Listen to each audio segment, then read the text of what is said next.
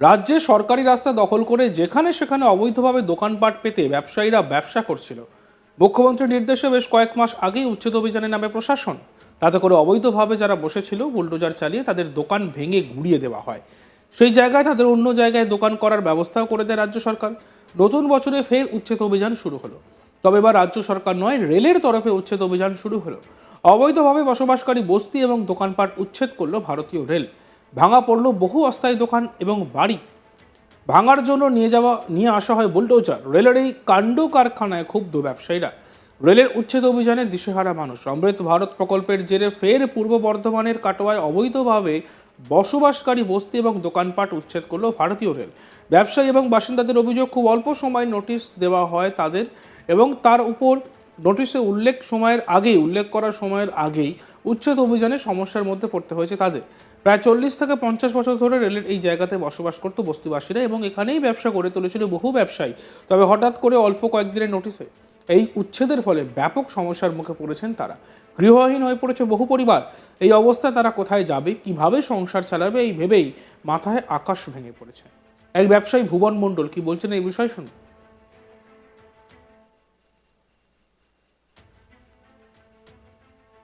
দিয়েছিল, আমরা দুবার সময় দিয়েছিলাম, বলেছিল যে সময় দেওয়া হবে, কিন্তু তাও কালকে হঠাৎ বলছিল সরাতে হবে। আজকে ওইখানে জেসিবি নিয়ে চলে এসছে, মানে সব ভেতর আছে, সব ভেতর আছে। আপনাদের এখানে কি ছিল, কি করতে চালের ব্যবসা করতাম, বিভিন্ন ব্যবসা, চালের, কেউ কিছু লোক বাসও করতো। এই জায়গাটা কাদের? জায়গাটা রেলে। আর কত বছর ধরে আপনারা এখানে রয়েছেন? প্রায় 40-50 বছর ধরে। কোনো নোটিশ নোটিশ দিয়েছিল, হ্যাঁ নোটিশ দিয়েছিল, কিন্তু আমরা দুবার সময় ছিলাম, দুবার টাইম দিয়েছিল আমাদের, কিন্তু কালকে আবার কি হলো কে জানে। আমরা 31 মার্চ পর্যন্ত সময় দিয়েছিলাম। তাহলে এখন কোথায় যাবেন, কিভাবে কি ব্যবসা? এক ব্যবসায়ী গোপাল তালুকদার, তিনি কি বলছেন শুনবো। আমাদের একটা নোটিশ দিয়েছিল, সেই নোটিশে আমরা দুবার সময় চেয়েছিলাম। আপনারা এখানে কি করতেন? আমরা এখানে ব্যবসা করছিলাম, বিভিন্ন হ্যাঁ, দিয়ে আমরা এখানে 40-50 বছর ধরে ব্যবসা করছি, ঠিক আছে। তো আমাদের একটা ফেব্রুয়ারি মাসে একটা নোটিশ দিয়ে গেছিলো যে আমরা বলেছিলাম মার্চ মাসের 31 তারিখের মধ্যে আমরা সব সরিয়ে নেব। ওনারা কালকে রাত্রি বিকেলবেলা করতে এসে বলে গেছে আজকে সকাল 10টার মধ্যে পুরো কমপ্লিট করে সব যা আছে। আমরা একটু সময় চেয়েছিলাম, আমাদের সেই সময়টা দেওয়া হয় না, অত সময় দেওয়া হয় না। আপনারা এখন কোথায় ব্যবসা করবেন বা কিভাবে? এখন বেকার হয়ে গেলাম।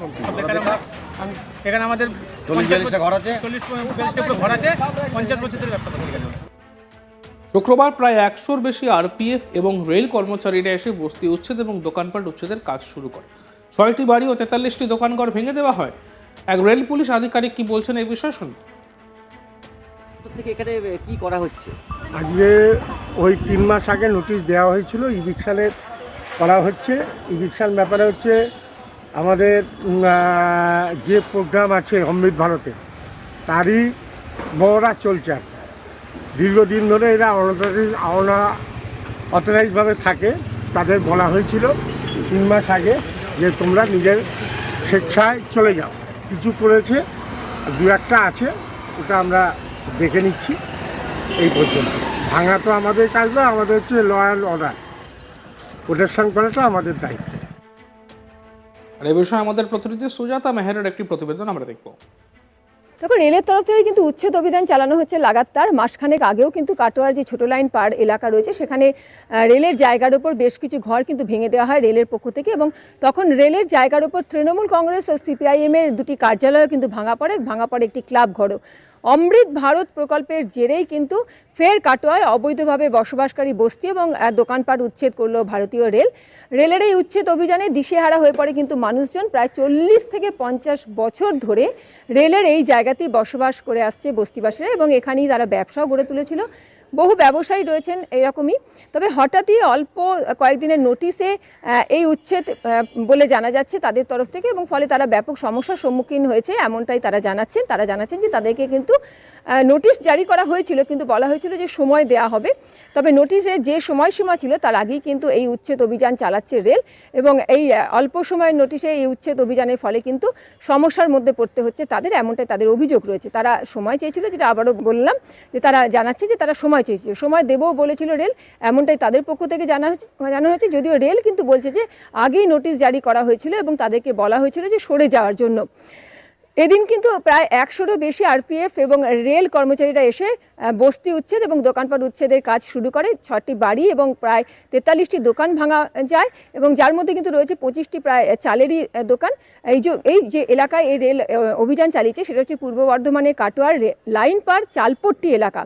এখানে 6টি বাড়ি ও প্রায় 43টি দোকানঘর ভেঙে দেওয়া হয় এবং ওই সমস্ত দোকান ও ঝুপড়িগুলি কিন্তু রেলের জায়গার উপর ছিল জবরদখল করে, এমনটাই কিন্তু তারা জানাচ্ছে, রেলের তরফ থেকে জানানো হচ্ছে। এবং তারা রেল যেটা বলছে যে আগের থেকে কিন্তু নোটিশ জারি করা হয়েছিল যে তাদেরকে সরে যাওয়ার জন্য। অনেকে সরেও গেছিলো, কিন্তু যারা সরে যায়নি তাদেরকেই কিন্তু এদিনকে সরিয়ে দিল রেল, এমনটাই কিন্তু জানানো হচ্ছে। যদিও এলাকাবাসী যারা এই জায়গার ওপর ছিল, বস্তিবাসী এবং দোকানপাট যাদের ছিল, ব্যবসায়ীরা, তারা জানাচ্ছে যে তারা সময় চেয়েছিল, তাদেরকে রেল সময়ও দেবে বলেছিল, নোটিশ দেওয়া হয়েছিল, কিন্তু সেই নোটিশে যে সময়সীমা ছিল তার আগেই কিন্তু খুব অল্প সময়ের মধ্যে এদিন হঠাৎ করে এই উচ্ছেদ অভিযান চালালো রেল এবং তার ফলে কিন্তু তারা যথেষ্টই সমস্যার মধ্যে পড়লো। রাজ্য সরকারের রাস্তা দখল করে যেখানে সেখানে অবৈধভাবে দোকানপাট পেতে ব্যবসায়ীরা ব্যবসা করছিল, মুখ্যমন্ত্রীর নির্দেশে বেশ কয়েক মাস আগে উচ্ছেদ অভিযানে নামে প্রশাসন।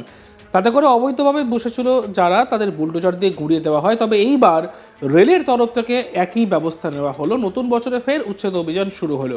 রেলের তরফে উচ্ছেদ অভিযান, অবৈধভাবে বসবাসকারী বস্তি এবং দোকানপাট উচ্ছেদ করলো ভারতীয় রেল।